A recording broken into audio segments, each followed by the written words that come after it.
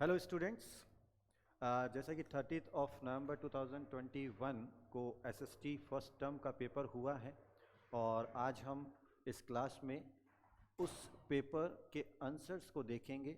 आपको मैं आंसर की बताऊंगा। हालांकि समय कम होने के कारण मैं शुरुआती कुछ क्वेश्चंस का ठीक तरह से एक्सप्लेनेशन आपको दूंगा। आगे के जो क्वेश्चंस आएंगे उनके मैं आंसर्स आपको बता दूंगा। जहां भी एक्सप्लेनेशन की ज़रूरत होगी वो मैं आपको एक्सप्लेन कर दूंगा।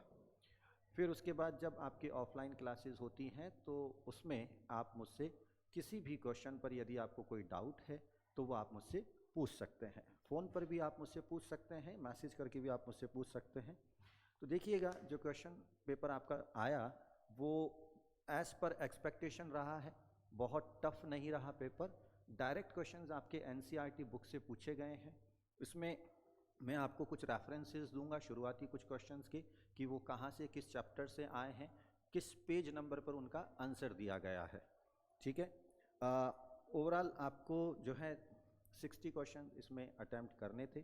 और सबसे पहला जो क्वेश्चन आपसे पूछा गया था इसमें वो है about the beginning of industrialization. Industrialization began in which one of the following European countries in the second half of the 18th century. देखिए बच्चों, ये जो क्वेश्चन है ये क्वेश्चन आया है आपका हिस्ट्री के chapter rise of nationalism in Europe से, पेज नंबर 9 पैरा 1 में इसका आंसर दिया गया है।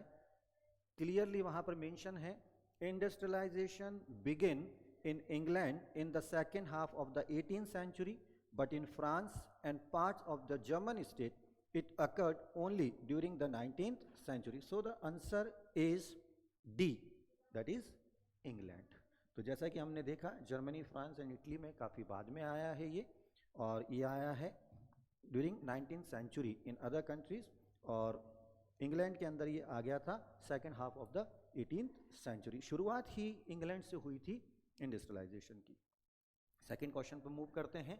विच type of governments were mainly driven in Europe after the defeat of Napoleon in 1815। जैसा कि हमें पता है कि 1805 में नेपोलियन आया और उसके बाद 1815 तक वो रहा, और उसके बाद में न्यू कंजर्वेटिव जो एरा है वो शुरू होता है।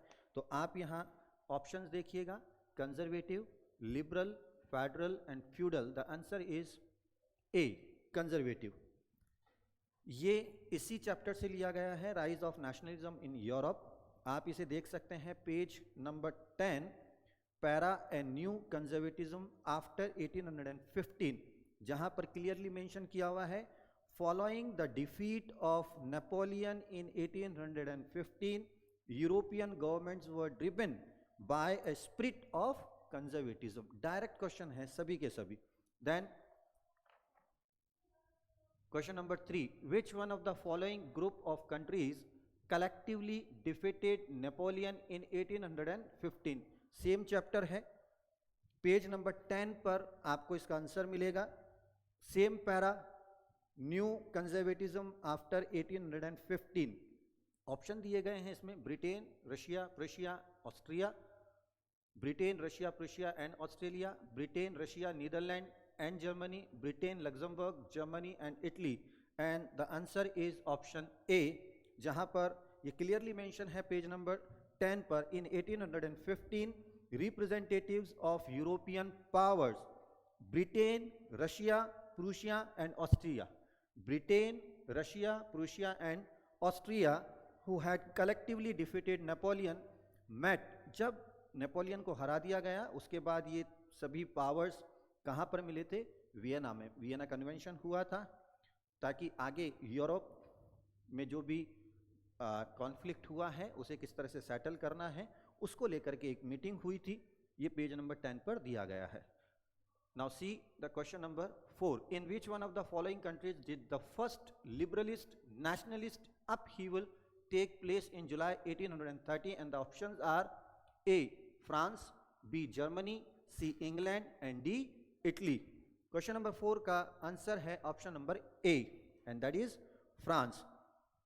आंसर आपको मिलेगा page number 13, chapter rise of nationalism in Europe, para age of revolution 1830 to 1848, इसका पैरा 2 में आपको मिलेगा, जहां पर क्लियरली मेंशन है the first upheaval took place in France in July 1830.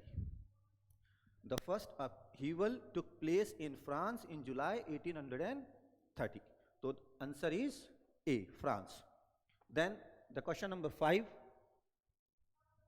Who among the following remark when France sneezes, the rest of Europe catches cold?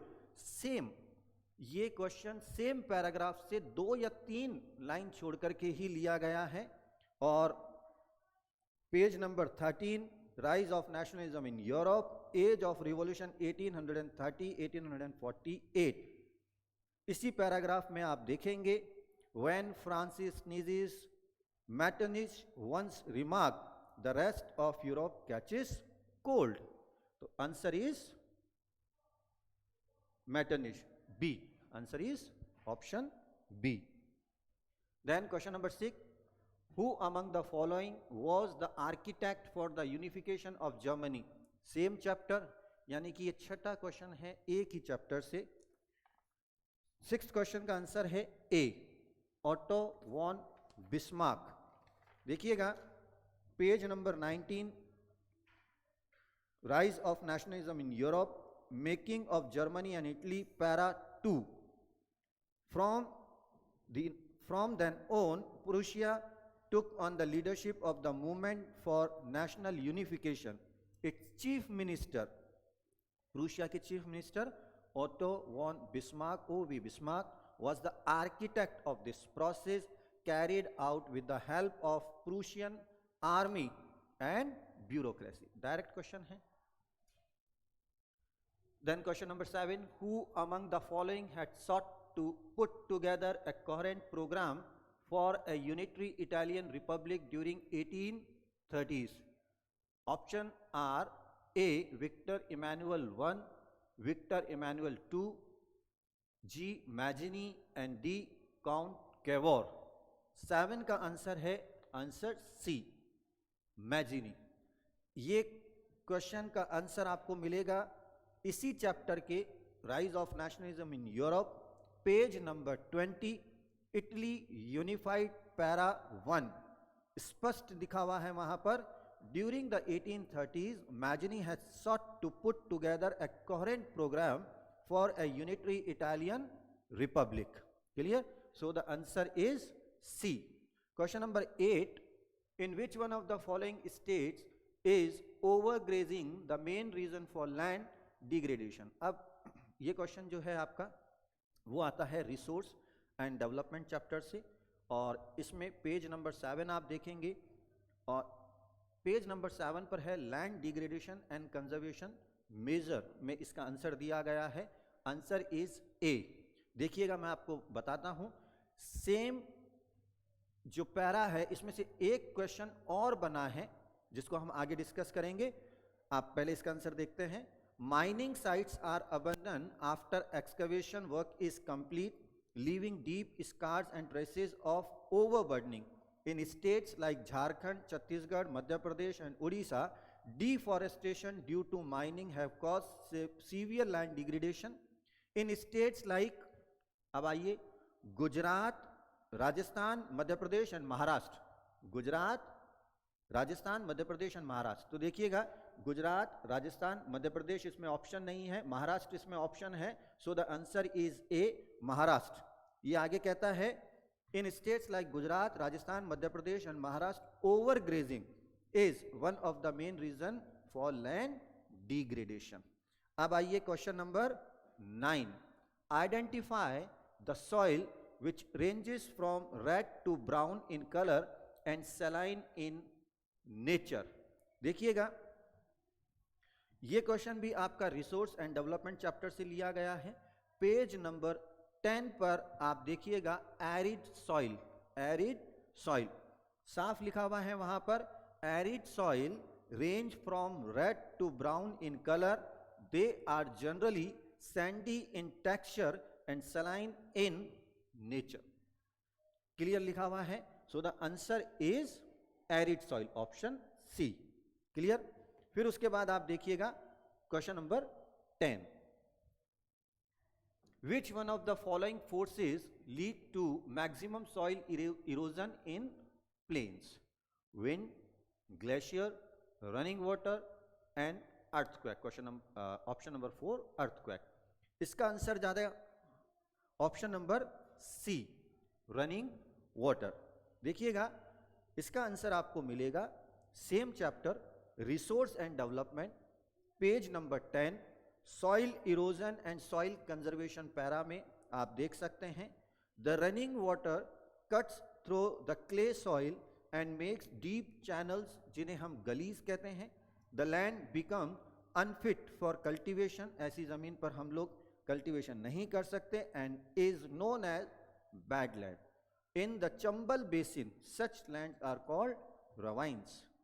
तो देखिएगा Chambal basin की जब बात हो रही है तो it denotes the plain region, it denotes the plain region, so the answer is running water. तो प्लेन रीजन के अंदर अगर सॉइल इरोजन होता है मैक्सिमम तो वो रनिंग वाटर की वजह से होता है। क्लियर? इसके बाद आप देखिएगा question number 11, deforestation due to mining has caused severe land degradation in which one of the following state? Deforestation due to mining, option A Odisha, option B Tamil Nadu, option C Kerala, option D Gujarat. तो आपको अभी मैंने बताया था क्वेश्चन नंबर 8, उसी के अंदर इसका आंसर है in states like Jharkhand, Chhattisgarh, Madhya Pradesh and Orissa. Jharkhand, Chhattisgarh, Madhya Pradesh, ये तीनों ऑप्शंस यहाँ नहीं है। झारखंड, छत्तीसगढ़ एंड मध्य प्रदेश, यहाँ है Tamil Nadu, Gujarat, Kerala. And the next is Jharkhand, Chhattisgarh, Madhya Pradesh and Orissa. Deforestation due to mining have caused severe land degradation, as it is question उठ करके आया हुआ है, and the option A is the answer of question number 11। Clear? तो ये आप देख सकते हैं पेज 10 पर, ठीक है, सॉरी पेज 7 पर, resource and development, land degradation and conservation measures, para 3। इसके बाद आइए question number 12, who among the following was proclaimed king of United Italy इन 1861? फिर यही क्वेश्चन, ये क्वेश्चन फिर उसी चैप्टर से आया है आपका, rise of nationalism in Europe.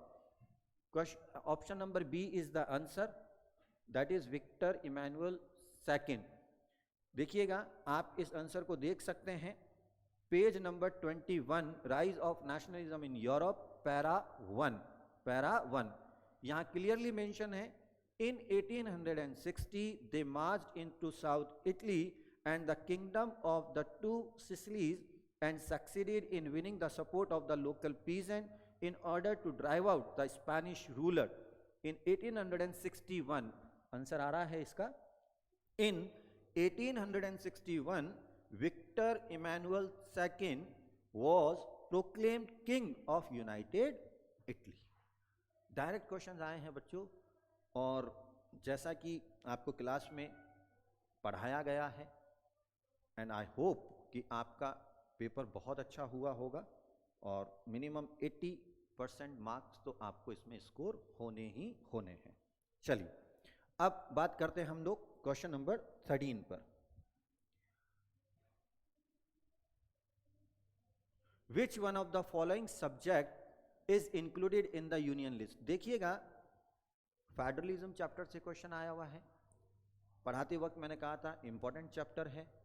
Union list बार बार बताया, स्टेट लिस्ट, कॉन्करेंट लिस्ट, यानी कि इसके ऊपर मैंने बार बार आपको बताया, तीनों पर क्वेश्चन आए हैं। यूनियन लिस्ट पर भी क्वेश्चन आया है, स्टेट लिस्ट पर भी क्वेश्चन आया है, और कॉन्करेंट लिस्ट पर भी क्वेश्चन आया है। देखिएगा कितनी मजेदार बात है। तो आप क्वेश्चन नंबर 13 में आपसे पूछा गया है कि यूनियन लिस्ट में कौन सा सब्जेक्ट है। 1 is communication, second is trade, third is commerce and the fourth is irrigation. Answer is A, that is communication. Trade and commerce state list में आता है, इरिगेशन स्टेट लिस्ट में आता है, कम्युनिकेशन यूनियन लिस्ट में आता है। यहां एक और बात मैं आपको बताऊंगा, कम्युनिकेशन यूनियन लिस्ट में भी आता है और स्टेट लिस्ट में भी आता है। यानी कि कुछ मीन्स ऑफ कम्युनिकेशन ऐसे हैं जिसे स्टेट कंट्रोल करता है या स्टेट रेगुलेट करता है उन्हें, तो कम्युनिकेशन जो है वो यूनियन और स्टेट दोनों ही लिस्ट में आता है। बट यहाँ पर ट्रेड, कॉमर्स एंड इरिगेशन ये एक्सक्लूसिवली किस में आते हैं, स्टेट लिस्ट में आते हैं, and that is why the answer is communication. Clear? हालांकि ट्रेड एंड कॉमर्स कुछ पार्ट इसका, कुछ trade and commerce like inter state trade and commerce ये किसके अंदर आता है, ये यूनियन के अंदर आता है। हालांकि आगे इसके ऊपर क्वेश्चन है, ये ट्रेड एंड कॉमर्स ये भी यूनियन में आता है, inter state trade and commerce. But ठीक है, जैसा कि आपकी एनसीईआरटी बुक में स्पष्ट तौर पर इसका आंसर दिया गया है, तो आप आंसर देख सकते हैं इसका। Federalism, page number 16, para what makes India a federal country, इसके अंदर दिया गया है union list includes subjects of national importance जैसे कि defence of the country, foreign affairs, banking, communication and currency. तो यहां पर कम्युनिकेशन मेंशन है, इसलिए आंसर क्या होगा बच्चों, कम्युनिकेशन होगा। क्या होगा, कम्युनिकेशन। क्लियर? और जैसा कि मैंने आपको क्लास में बताया था कि ये यूनियन लिस्ट में इसलिए शामिल किए गए हैं क्योंकि ये ऐसे सब्जेक्ट्स हैं जिन पर यूनिफॉर्म पॉलिसी का होना जरूरी है, पूरे देश के लिए एक जैसी पॉलिसी हो, इसलिए इनको किस में शामिल किया गया है, यूनियन लिस्ट में शामिल किया गया है, और इन्हें कहा जाता है subjects of national importance. Clear? फिर आइए question number 14, which one of the following elements is not included in the Belgium model, क्या इसमें से बेल्जियम मॉडल में शामिल नहीं था। ये क्वेश्चन आया है आपका कहां से, पावर शेयरिंग से। दो केसेस दिए हुए थे वहां पर, एक बेल्जियम का दिया था, एक श्रीलंका का दिया था आपको, है ना, और किस तरह से बेल्जियम को अकोमोडेट किया गया वहाँ की एथनिक कॉम्प्लेक्सिटीज़ को, और किस तरह से श्रीलंका में मेजोरिटी थी उसके फेवर में काम किया गया। तो that also led to the civil war, जैसा कि हमने क्लास में डिस्कस किया था। इस क्वेश्चन का जो आंसर है वो है option number D, there is a community government which has special power of administration. देखिएगा, Dutch and French speaking minister shall be equal in the government, as it it इज आपकी बुक में दिया गया है। किसके केस में, बेल्जियम के केस में। Many powers of the central government have been given to state governments, ये भी दिया गया है अकोमोडेशन की जब हम बात करते हैं। Brussels has a separate government in which both the communities have equal representation, ये भी दिया गया है क्योंकि ब्रुसेल का जो डेमोग्राफिक कंपोजिशन है वो एंटायर बेल्जियम से बिल्कुल उल्टा था, तो वहां पर एक सेपरेट गवर्नमेंट फॉर्म की गई।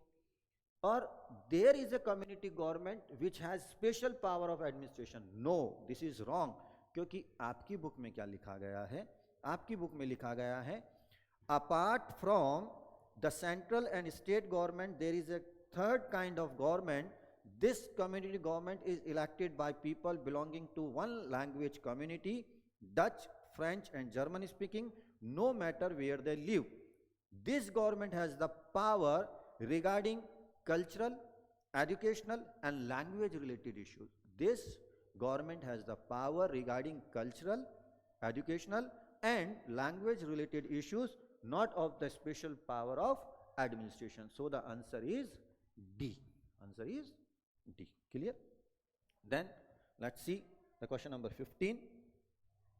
Which one of the following countries is the example of holding together federation? बार बार हमने इस पर बात की है, डिस्कस किया है, होल्डिंग टुगेदर, कमिंग टुगेदर, है ना, it's a way of formation of federalism. Clear? Federalism में से आया है ये, और it is the second route, और ये आप देख सकते हैं page number 15, chapter federalism of civics, last para में ये आंसर दिया गया है इसका। क्या है? The second route is where a large country decide to divide its power between the constituent states and the national government. India, Spain and Belgium, India, Spain and Belgium. तो इसके अंदर ऑप्शन क्या आ रहा है आपका? India. So the answer is India. India, Spain and Belgium are example of this kind of holding together federation. In this second category, the central government tend to be more powerful vis-a-vis the state. तो दो तरह के root होते हैं federation formation के. One is coming together, जहां पर independent जो स्टेट्स होते हैं वो एक साथ आते हैं, यूनियन फॉर्म करते हैं. मैक्सिमम पावर उन स्टेट्स के पास होती है. कुछ ऐसी पावर्स जो कॉमन इश्यूज से रिलेटेड है वो यूनियन को ट्रांसफर कर दी जाती है. क्लियर. वहीं दूसरा होता है होल्डिंग टुगेदर. यहाँ पर एक सॉवरन इंडिपेंडेंट स्टेट पहले से मौजूद होता है और नेशंस की डाइवर्सिटी और उसकी वास्टनेस को ध्यान में रखते हुए कुछ यूनिट्स फॉर्म की जाती है, कुछ स्टेट्स फॉर्म किए जाते हैं, कुछ प्रोविंसेस फॉर्म किए जाते हैं और उन्हें कुछ पावर्स ट्रांसफर कर दी जाती है. बट मैक्सिमम जो पावर होती है वो सेंटर के पास ही रिटेन होती है ताकि यूनिटी को बनाया रखा जा सके. इस तरह का एग्जाम्पल इंडिया में आपको देखने को मिलेगा जिसे बोलते हैं holding together federation. Now question number 16. Which one of the following ethnic communities is in majority in Sri Lanka? ठीक है, तो देखिएगा सेम चैप्टर है, पावर शेयरिंग का ही है और Sri Lanka, Sri Lankan Tamils, Indian Tamils, Muslim and Sinhalese. Option number D is the answer, Sinhalese, है ना. और ये है आपके page number 2, chapter power sharing, सब topic Belgium and Sri Lanka. Like other nations in the South Asia region, Sri Lanka has a diverse population. The major social groups are Singla speakers. The Singla speakers 74% bracket में दिया गया है वहाँ पर. That shows that the Singli speaking people are in majority in Sri Lanka and Tamil speakers 18%. So the answer is Sinhalese. Clear? इसके बाद है question number 17. Which one of the following subject is included in the state list? तो देखिए union list पर question आ गया, अब ये state list पर क्वेश्चन आया है. Banking, business, currency and communication. और जो 17 नंबर क्वेश्चन में मैंने देखा है बुक में, मुझे बिजनेस कहीं नज़र नहीं आया वहाँ पर जहाँ पर स्टेट लिस्ट दी गई है. स्टेट लिस्ट के अंदर वहाँ पर जो सब्जेक्ट्स आपके बुक में मेंशन है वो है police, trade, commerce, agriculture and irrigation. Police, trade, commerce, agriculture and irrigation ये आपकी बुक में मेंशन है. उसमें से यहाँ पर कोई भी नहीं है. But communication, currency and banking ये तो 3 सब्जेक्ट्स हैं. ये 3 सब्जेक्ट्स किस में शामिल है वहाँ पर आपकी बुक में? यूनियन लिस्ट में शामिल है. ठीक है ना. कम्युनिकेशन, करेंसी एंड बैंकिंग ये यूनियन लिस्ट में है. So the odd one is business, odd one is business. So the answer would be business. So option B is the answer of question number 17. Now see the question number 18. Activities that help in the development of primary and secondary sector come under which one of the following sector? ये chapter है आपका sector of the Indian economy. और वो कौन सी activities हैं जो primary और secondary sectors को हेल्प करता है? तो आंसर तो इसी में दिया हुआ है, प्राइमरी और सेकेंडरी दोनों दे दिया, बचा एक, that is tertiary sector. Clear. तो the answer is option number C. और ये दिया गया है ऑप्शन, ये आंसर दिया गया है पेज नंबर 20 आपकी बुक में. देखिएगा sectors of the Indian economy chapter का second last paragraph page number 20 पर लिखा हुआ है. वहां पर clearly after primary and secondary there is a third category of activities that fall under tertiary sector and is different from the above two. These are activities, likha hua hai, these are activities that help in the development of the primary and secondary sector. So as it is question उठ करके आए हुए हैं सारे, अब तक हमने जितने भी देखे हैं मैंने आपको रेफरेंस बता दिए हैं आपकी बुक से. Then question number 19.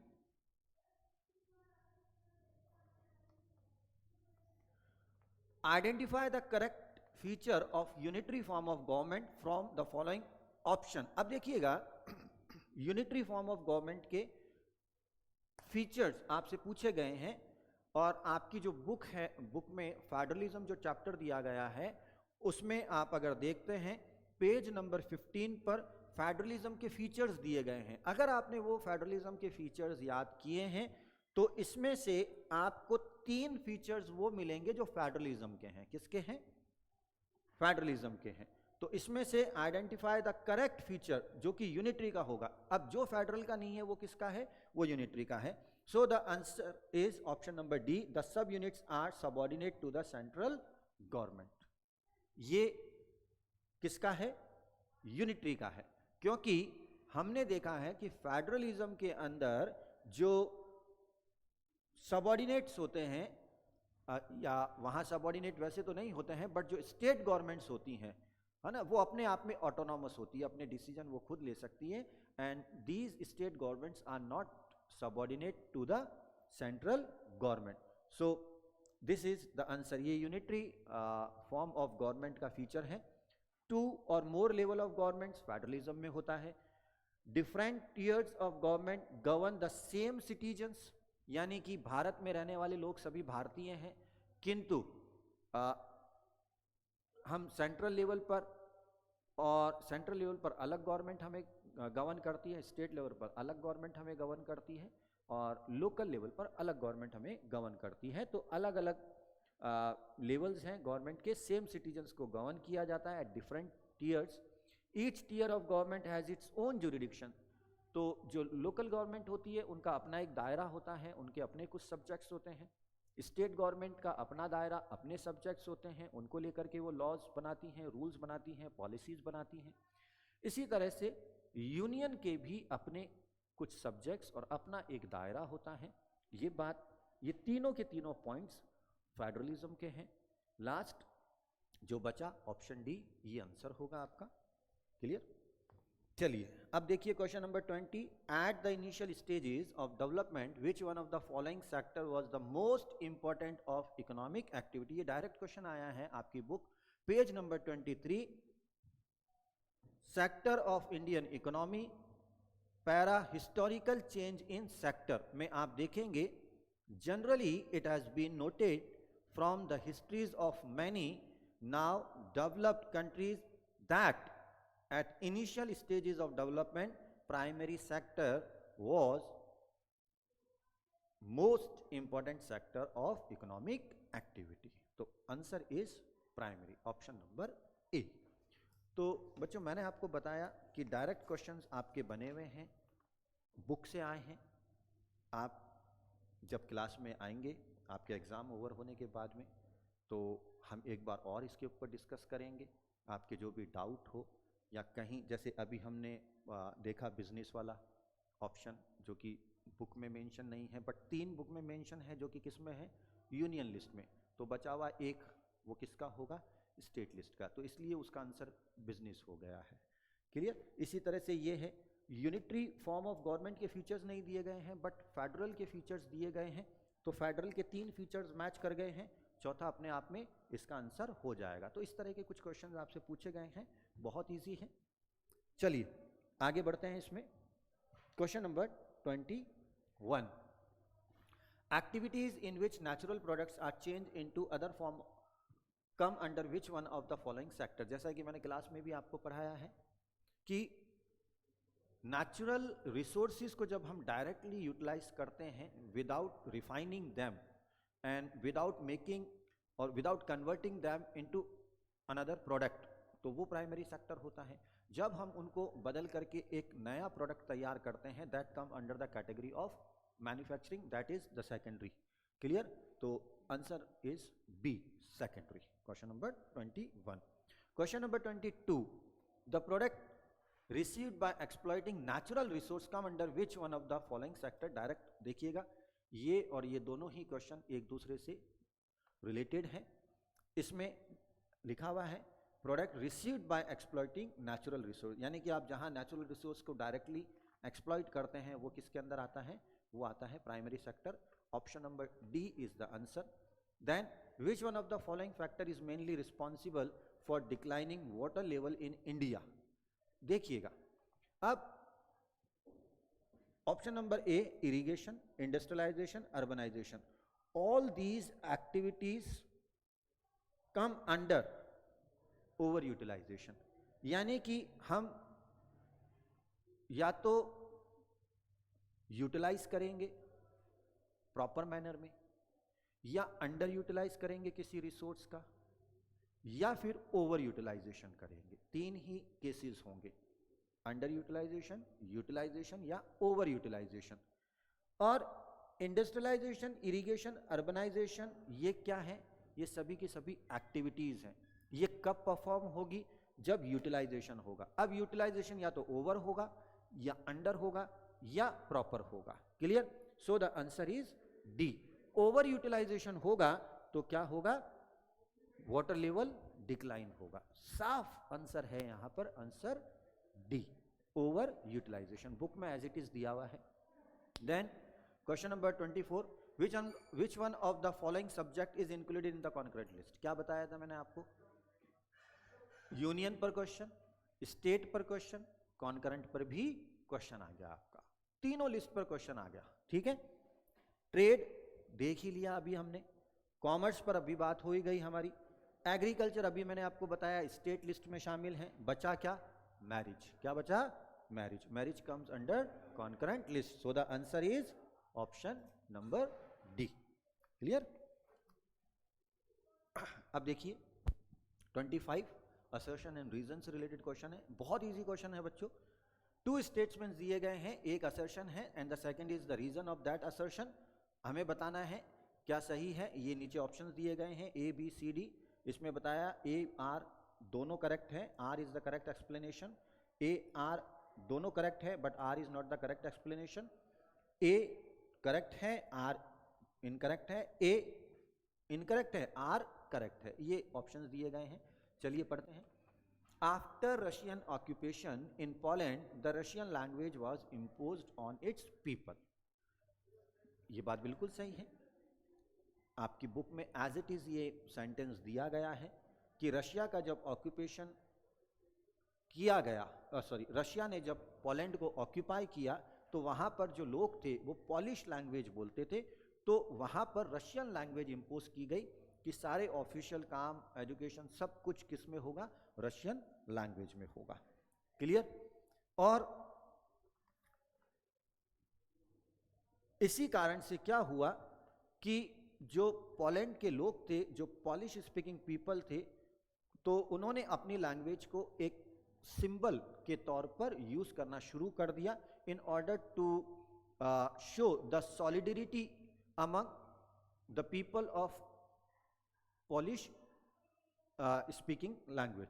ठीक है, तो इसमें आ रहा है after Russia occupation in Poland the Russia language was imposed, the use of Polish soon came to be symbol of struggle against Russia. Both are correct. एक। दूसरा, क्योंकि ऐसा हुआ तो इसलिए रशिया को ऐसा करना पड़ा। Both assertion A and R true and R is the correct explanation of assertion A. तो क्वेश्चन नंबर 25 का आंसर है A. Clear? 26, read the facts regarding revolution of the liberal in Europe during 1848, choose the correct option। तो क्या है? Abdication of the monarch बिल्कुल हुआ। Universal male suffrage had been proclaimed, ये भी हुआ। Political rights to women were given, no. हमने पढ़ा बार बार वीमेन को लेकर के, वीमेन की राइट्स को लेकर के, कि वीमेन ने बराबर का कंट्रीब्यूशन दिया था बट एट द एंड उन्हें वो पॉलिटिकल राइट्स नहीं दिए गए। And the fourth is freedom of the press had been asked for, बिल्कुल सही बात है, प्रेस की स्वतंत्रता की मांग की गई थी। तो 1, 2 and 4 option number D is the answer. ठीक है, option number D. Then question number 27, फिर असर्शन रीजन आया है। Weaver in Silesia had led a revolt against contractor in 1845। बात बिल्कुल सही है। Contractors had drastically reduce their payments. क्यों हुआ कॉन्ट्रैक्टर के अगेंस्ट वीवर्स? क्योंकि कॉन्ट्रैक्टर ने उनकी पेमेंट्स को बहुत ज़्यादा कम कर दिया था, अत्यधिक कम कर दिया था। इसके कारण उन्होंने क्या किया? आंदोलन किया 1845 में। दोनों सही है and R is the correct explanation of A. तो क्वेश्चन नंबर 27 का आंसर है option number B, sorry option number A. Clear? चलिए question number 28। Question number 28, on which of the following modern aspect did the new Germany place a strong emphasis? देखिएगा, currency बिल्कुल सही है, banking बिल्कुल सही, legal system, these were the three fields in which Germany placed strong emphasis, but on the part of demography उसने कुछ नहीं किया था। So the answer is only 1, 2 and 3 are correct. Option number D is the answer of question number 28. Then question number 29, which one of the following Italian state was ruled by an Italian princely house? Italian princely house, bar bar class के अंदर बताया था और जब पढ़ा रहा था जोर भी दिया था इसके ऊपर। Option number D is the answer, सर्दिनिया piedmont. 3 बार बोला था मैंने ये वर्ड तब, सर्दिनिया पीडमोंट, सर्दिनिया पीडमोंट। कौन सा स्टेट था? इटालियन प्रिंसली हाउस उसके ऊपर रूल करता था। किसके ऊपर? सर्दिनिया पीडमोंट के ऊपर। ये मैंने बताया था आपको। So the option D is the correct answer of question number 29. Identify the characteristic of Cavour among the following and choose the correct option. फिर वहीं से आया है क्वेश्चन, देखिएगा, rise of nationalism in Europe, और इसके अंदर कैवोर की कैरेक्टरिस्टिक बताई गई है। क्या इसमें से सही है? वो एक इटालियन स्टेटमेंट था, बिल्कुल सही बात है। वो फ्रेंच अच्छी बोलता था इटालियन से, ये मैंने जोर दे करके कहा कि देखो इटली का होते हुए फ्रेंच भाषा अच्छी बोल रहा है। He was a tactful diplomat, बिल्कुल था, और उसने ये डिस्प्ले भी किया अपने काम में। He belong to a royal family, no, वो रॉयल फैमिली को बिलोंग नहीं करता था।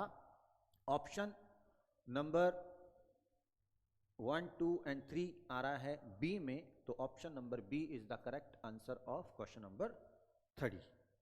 Got it? फिर आ जाइए आप 31।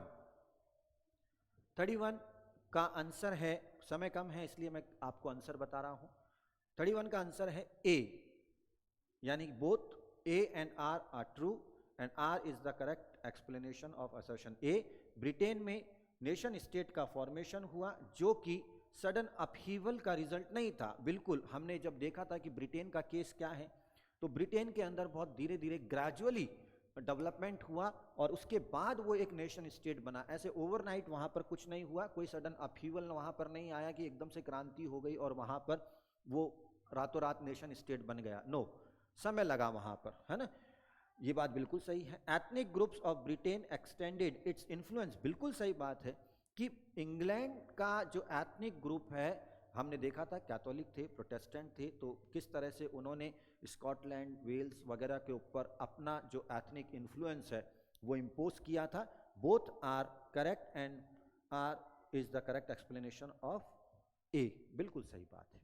ठीक है, समय लगा था उन्हें अपना एथनिक इन्फ्लुएंस बढ़ाने में, इसलिए वो एकदम से सडन अपहीवल का रिजल्ट नहीं माना जाता है। So option number A is the correct answer. That question number 32, which among the following is not a problem of resource development? तो रिसोर्स डेवलपमेंट की समस्या क्या नहीं है इसमें से? Option number D is the correct answer, and equitable distribution of resource is not a problem of resource development. ये बात की बात है, जब रिसोर्स डेवलप हो जाता है उसके बाद देखते हैं कि डिस्ट्रीब्यूशन इक्वल है या नहीं। डिप्लीशन बिल्कुल है, एक समस्या है, ताकि जो ग्रीडी इंडिविजुअल्स हैं उनकी नीड को या उनकी ग्रीड को सेटिस्फाई करने के चक्कर में रिसोर्स तेजी से डिप्लीट हो रहे हैं, ये एक बड़ी समस्या है। रिसोर्सेज का एक्यूमुलेशन या कॉन्सेंट्रेशन कुछ हाथों में हो गया है, ये बात बिल्कुल सही है, ये अपने आप में एक समस्या है।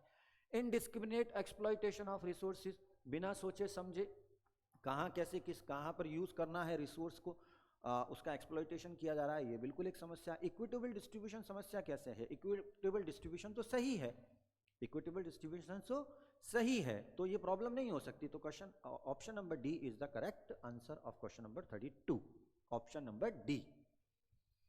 विच one of the following human activities has contributed most in land degradation. फिर लैंड डिग्रेडेशन से समस्या क्वेश्चन आया है, तो देखिएगा over grazing, mining, over irrigation, ये तीनों तो है ही प्रॉब्लम, लैंड डिग्रेडेशन इनसे भी होता है, but human activities has contributed most अत्यधिक, तो वो है डिफॉरेस्टेशन। क्योंकि डिफॉरेस्टेशन होगा तो उसके कारण क्या होगा कि जो सॉइल है, सॉइल को जो वेजिटेशन है वो होल्ड करके रखता है, तो जब आप पेड़ वगैरह काट दोगे तो उसके कारण क्या होगा कि सरफेस रन ऑफ की वजह से लैंड डिग्रेडेशन बहुत ज़्यादा होगा।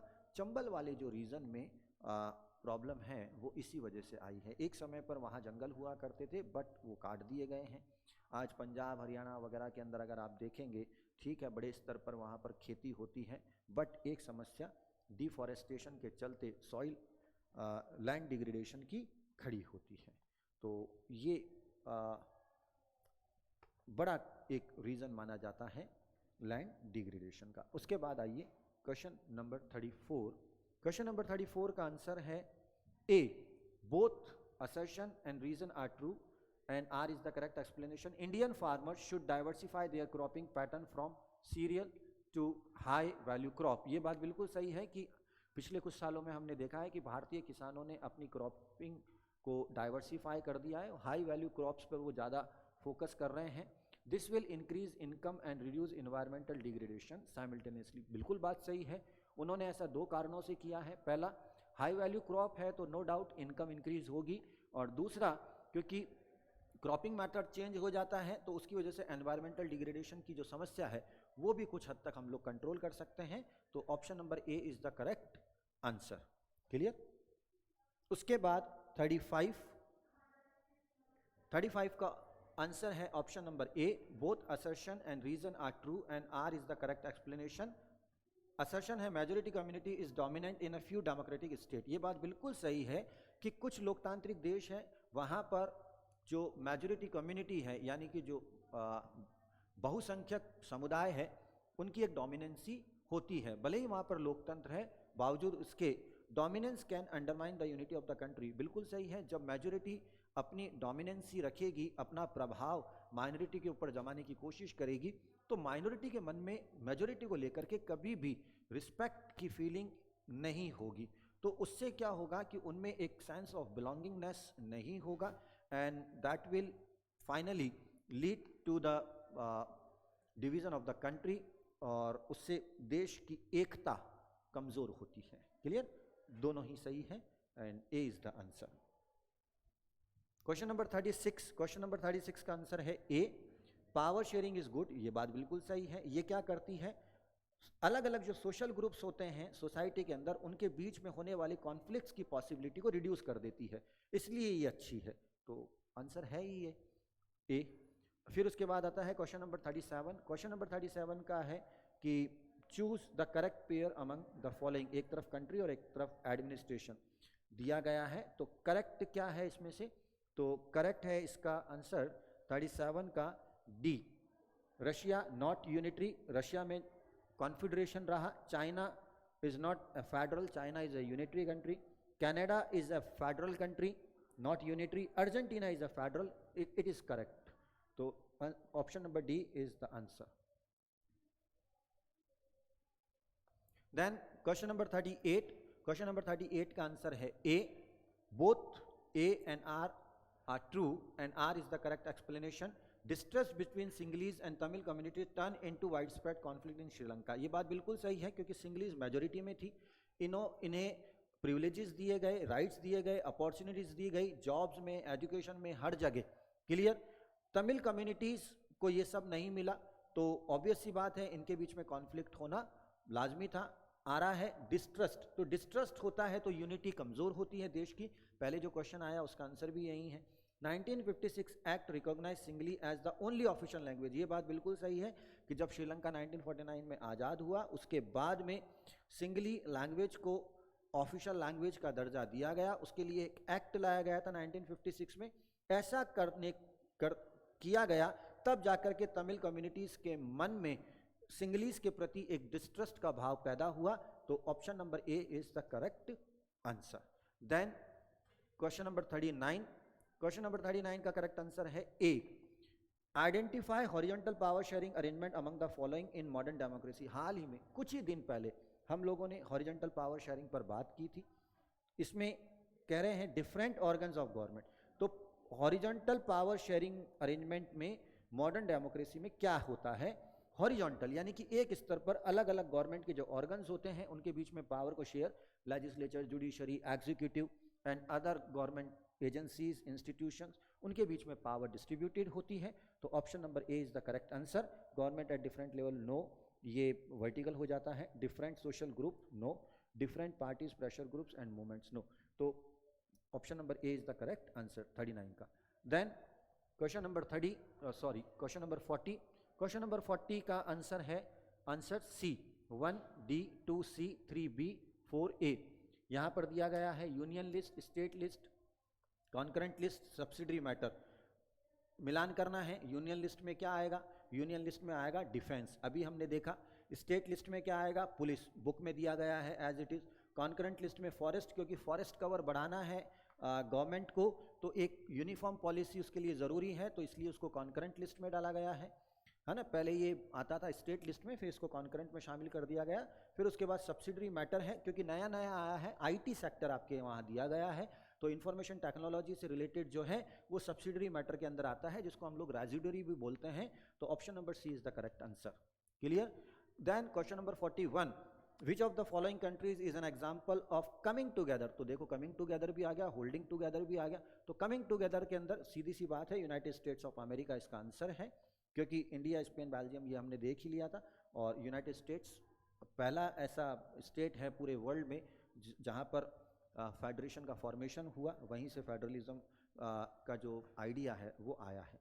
देन क्वेश्चन नंबर 42, इसका आंसर है A, office of the prime minister, not an integral part of the government. देखिएगा सरकार 3 ऑर्गन से मिलकर के बनती है, legislature, executive and judiciary, and the office of prime minister इसका हिस्सा नहीं होता, यानी कि प्रधानमंत्री का पद इसका हिस्सा नहीं होता।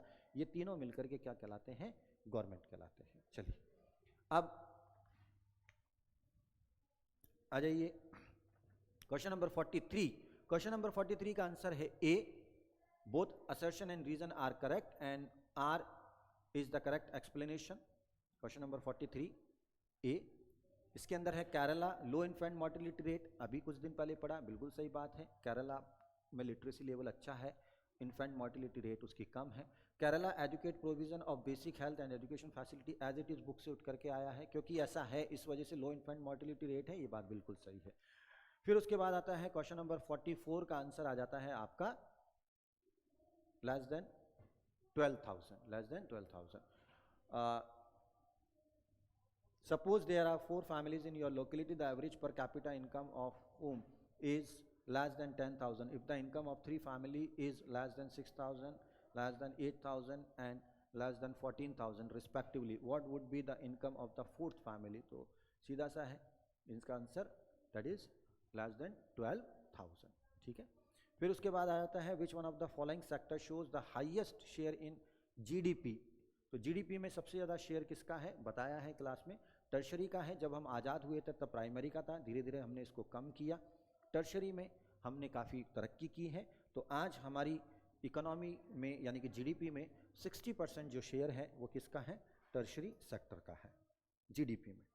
इसके बाद आ जाइएगा आप क्वेश्चन नंबर 46,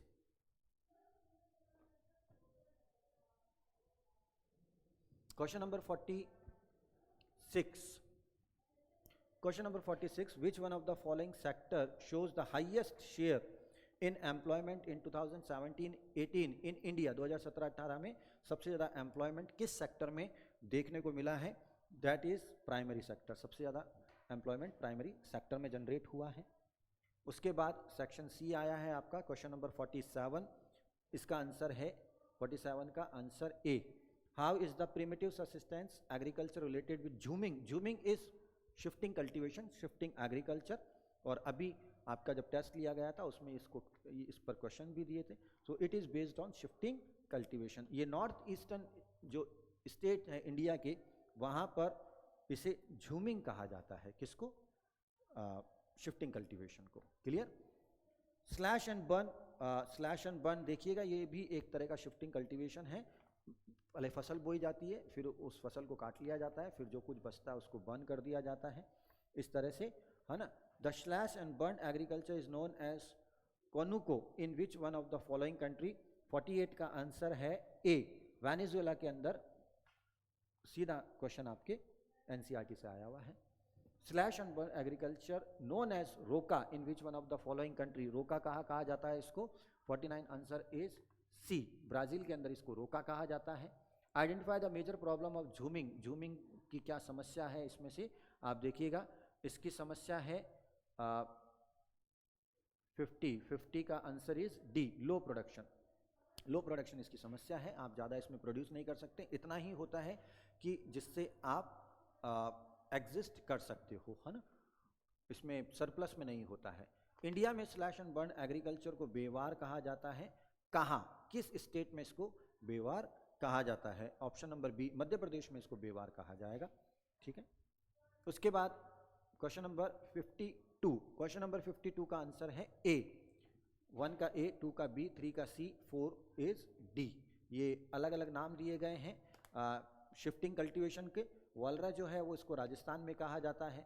इसी तरह से झारखंड के अंदर, उड़ीसा के अंदर, आंध्रा के अंदर इसे क्या क्या कहा जाता है? ये झूमिंग कल्टीवेशन है। इसके बाद आता है आपका question number 53। Question number 53, which one of the following economic sector is लक्ष्मी रिलेटेड टू। ये आपको पैरा दिया गया है, इसी में से ये क्वेश्चन आया है। और 53 का आंसर है option number A, that is primary. उसके बाद क्वेश्चन नंबर 54 का आंसर है option number C, that is marginal. Question number 55, in which one of the following sector is under employment seen at the maximum. Paragraph में से ही आया है ये, तो इसका आंसर है क्वेश्चन नंबर 55 का B, option number B, that is agriculture. How does the construction of dam and canals create employment in large number in rural area?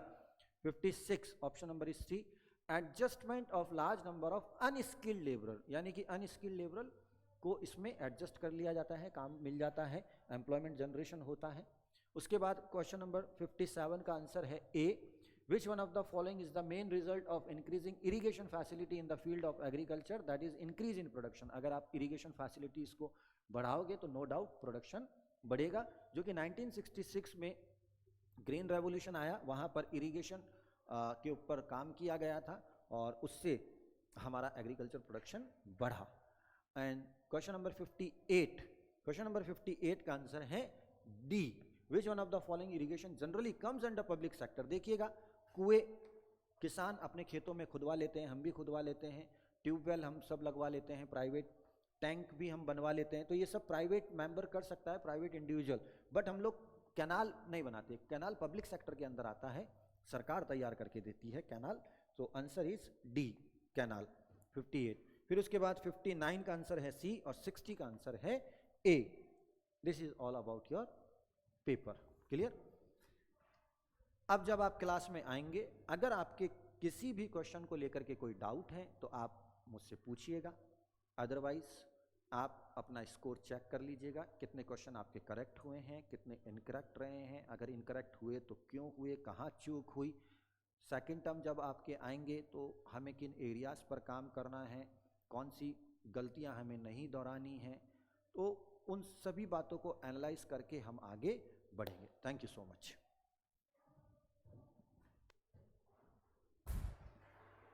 हो गया? हाँ,